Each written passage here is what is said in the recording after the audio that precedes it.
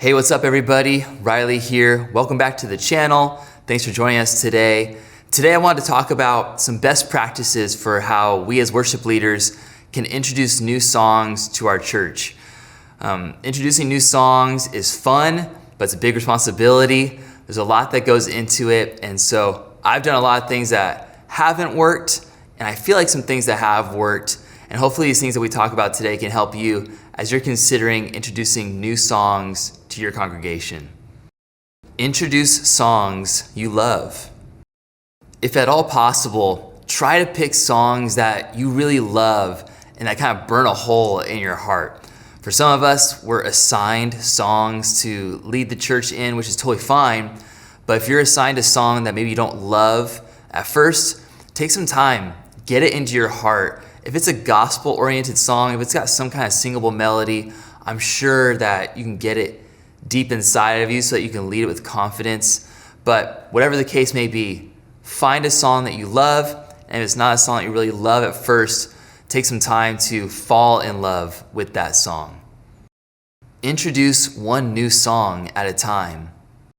I've found that introducing a new song into a set list surrounded by songs that people know kind of gives that new song the best chance of surviving with the church. I kind of think about it like eating your vegetables or doing something that maybe you don't love at first. If you do that thing you don't love, maybe you eat your vegetables, but you know that there's dessert coming, you know that there's something pleasurable coming afterwards, then it makes it a little bit more digestible for that harder thing. And I think that for a lot of churches, brand new songs can be a little bit harder to catch at first. You have to kind of think about the melody, think about the words, kind of understand it before you can really sing it. So surrounding a new song with some familiar songs, I feel is just a great recipe for helping a church really receive a new song. Most people probably won't be singing that new song right when you introduce it, but that's okay because we're just trying to shepherd and lead people into a brand new experience, a new melody, a new theme, a new song. So as you're leading, I found that for me that if I'm leading a brand new song and nobody's really singing along to it, I have to kind of just get over that. And what's encouraging for me is being able to have some familiar songs that people can sing because at that point, we're all able to continue to worship together, and that new song doesn't kick everybody out of the rhythm of worship. It's just a new flavor kind of introduced to the set list. I'm using a lot of food metaphors. I think I'm kind of hungry right now, but I hope that makes sense. Introduce one new song at a time. Give the song a chance.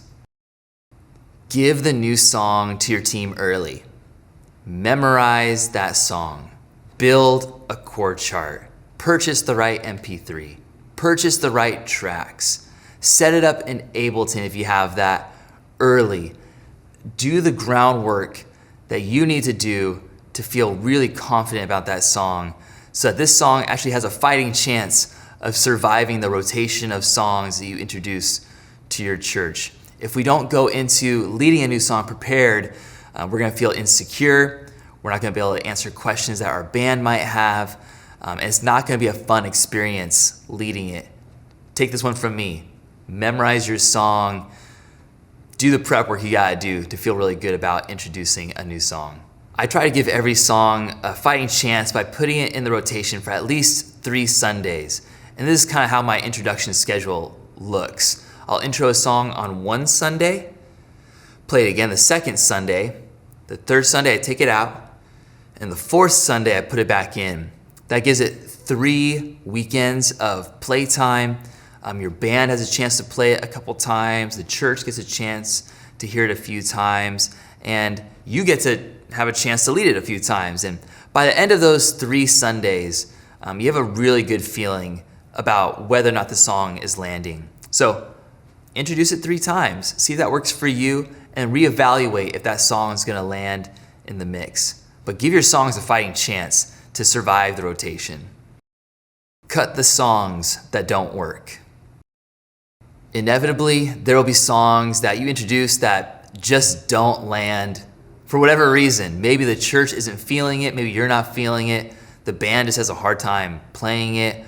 I know I've had, multiple songs that I really loved on the recording, but when I introduced it to the church, it just felt kind of weird. Like it just wasn't the right song for our church. Maybe another church could play it, but it just didn't fit with our band and our style, whatever it might be. And I've had to pull songs. And I encourage you, if that song you introduced just doesn't work, maybe you love it, but it just doesn't work for whatever reason, don't feel bad about pulling it. I think it's worth giving a song a chance. If it doesn't survive the 3 rounds, then pull it out. It's time to cut that song. Well, I hope that those tips help you. I know that I've had to learn all these the hard way, and I hope that you, as you're introducing new songs, have fun with those songs, that your church enjoys them and sings them, that your band loves them, and that ultimately that you glorify God through whatever songs you choose. So enjoy your set list this Sunday, enjoy the people, celebrate Jesus, and I hope you have a great weekend. See you in the next video.